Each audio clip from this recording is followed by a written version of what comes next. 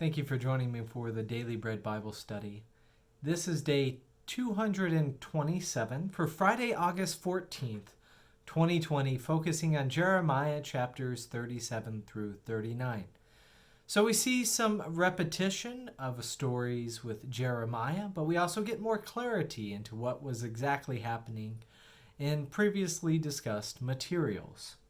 In Jeremiah 37, we see that Zedekiah, son of Josiah, whom King Nebuchadnezzar of Babylon made king in the land of Judah, succeeded Coniah, son of Jehoiakim.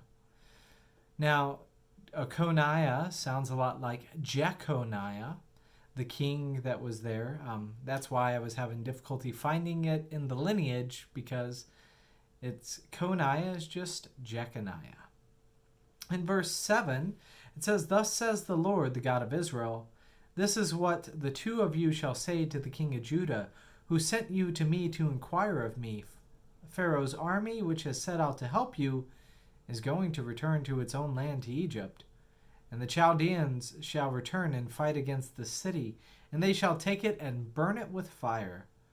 Thus says the Lord, do not deceive yourself, saying the Chaldeans will surely go away from us, for they will not go away." Now, we learn how Jeremiah becomes confined. Part of it is the words that he said, that Babylon's going to take it over. It's unpopular. But the main reason is that people misunderstood his actions. In Jeremiah 37:14, and Jeremiah said, "That is a lie. I'm not deserting to the Chaldeans." But Elijah would not listen to him and arrested Jeremiah and brought him to the officials. The officials were enraged at Jeremiah, who just went to inspect the plot of land he bought, and they beat him and imprisoned him in the house of the secretary Jonathan, for it had been made into a prison. Thus Jeremiah was put in the cistern house in cells and remained there many days.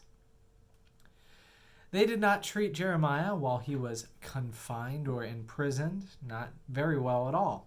In Jeremiah 38, Shephatiah, Gedaliah, Jucal, and Pashur disliked what Jeremiah is doing. And in verse 4, then the officials said to the king, "This man ought to be put to death, because he is discouraging the soldiers who are left in the city, and all the people by speaking such words to them. For this man is not seeking the welfare of the people, but their harm." They decide to not only imprison him, but stick him in a cistern that is without water, a vat of mud there so that he might die. They lower him down into this pit-like structure, but eventually deliverance comes through an Ethiopian eunuch. So this reminds me of two other Bible stories, right? The story of Joseph and his brothers, Joseph being the favorite of Jacob and getting to wear the fancy coat, the brothers being jealous of him and throwing him into a well in order to kill him. Yet they sell him off to be a slave, to the slave caravan, and he gets sold off to be there in Egypt. The second story is Philip meeting the Ethiopian eunuch. It's the Ethiopian eunuch who, serves the king and the queen in that case, but serves there in the court, is one who is faithful to God and discerning, and can listen to what God is saying, and is very interested to hear what God speaks. So we have these two stories kind of intertwined in some way, here in the Bible. Now, once released, Jeremiah is summoned by the king to hear his fate in secret. The king knows that Jeremiah is unpopular, but also hopes that Jeremiah will prophesy the truth. And in Jeremiah 38, verse 16, "So Zedekiah swore an oath in secret to Jeremiah, 'As the Lord lives, who gave us our lives, I will not put you to death or hand you over to these men who seek your life.'" Jeremiah proclaims, as always, that Jerusalem will fall. Yet, he sees a future where the King King Zedekiah lives. This may not be an ideal future, as we will see a little bit later, but the king will accept it. In Jeremiah 39, the last one for today, the siege of Jerusalem ends. Jeremiah 31 says, in the 9th year of King Zedekiah of Judah, in the 10th month, King Nebuchadnezzar of Babylon and all his army came against Jerusalem and besieged it. In the 11th year of Zedekiah, in the 4th month, on the 9th day of the month, a breach was made in the city. Jerusalem was taken. Now we see that the siege ends and the king of Babylon meets with King Zedekiah.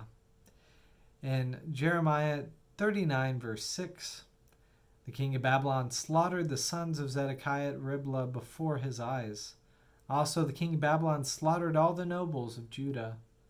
And then he put out the eyes of Zedekiah and bound him in fetters to take him to Babylon. It's not pretty, but that is the way that Jeremiah records the fall of Jerusalem. Imagine there's much more bloodshed and violence that's overlooked at this point. Now, in a silver lining, Jeremiah's life is spared, and also the Ethiopian eunuch's life who helped him. His name was Ebed Melech. It says, Jeremiah 39:18, "For surely I will save you, and you shall not fall by the sword, but you shall have your life as a prize of war, because you have trusted in me, says the Lord." May we be like the Ethiopian eunuchs, both here and in the story with Philip in the New Testament and Acts, being willing to trust, be curious to what God is up to, and to deliver God's faithful people so that God will deliver us. That's all I got for today. Look forward to seeing you tomorrow.